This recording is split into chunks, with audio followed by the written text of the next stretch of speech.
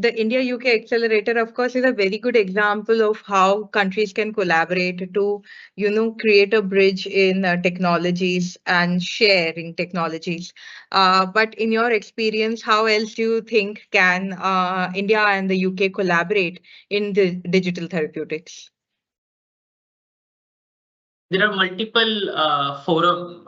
If I can be very honest, I'll start from maybe since I mentioned the word multiple. So let me start with multilateral platforms.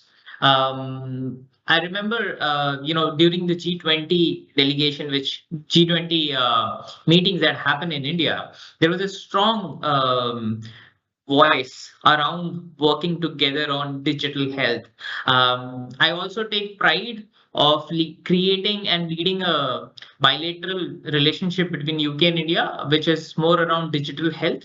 I have had worked with the National Health Authority for 2 years during the Ayushman Bharat, during the initial days of Ayushman Bharat, wherein that became the basis of digital health within India. So I think there's a huge interest from not just UK and India, but other countries as well. So when I say multilateral, one is G20. The other one that I want to highlight is GDHP, which is Global Digital Health Partnership, which is being usually co-led by UK, and India is now a key member of GDHP. NHS Transformation Directorate leads that. I think that is one of the avenues where these sort of partnerships can go on, can even relationships can be fostered. I think that's one. Second, as I mentioned, around the bilateral relationship, when both countries have agreed to work together in solving, or I would rather say starting with sharing the best practices. And the key areas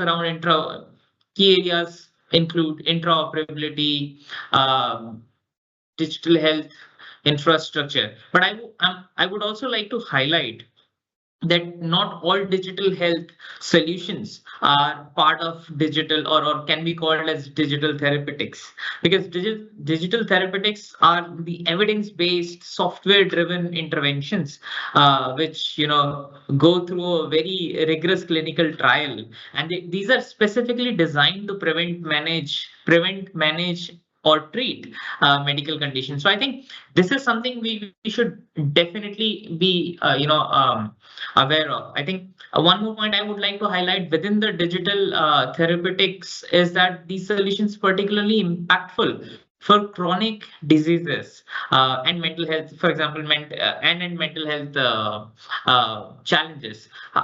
I think this is on multilateral and bilateral. Apart from this, I think one is public-private partnership. So in UK, there are multiple PPP models, which are to name check. One is called UKRI, so UK Research and Innovation. Then there are something called CPI, which is an innovation, catalyst sort of a model, wherein they involve private partners and public partner funding into that, adding value. I think there have been talks going on between Government of India and Government of UK to work together on building similar catalyst model. I think this is another avenue where there are so many probability of integration, or maybe collaboration between these two countries. Last but not the least is around NHS as a test bed for global solution. So NHS's scale and diversity make it an ideal validation hub for Indian, innovations. Um, the scale, there are many companies who come in accelerator program who are doing really well, maybe at TRL 8 or TRL 9. But when they go to the UK and start, their generating evidence, they start from scratch, which is probably TRL level 5.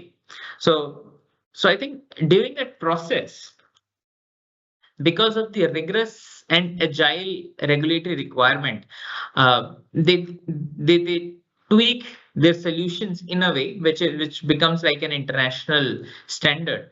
I think that helps these companies to then collaborate more widely and openly with the international community. So I think these are the few points that I would like to highlight here.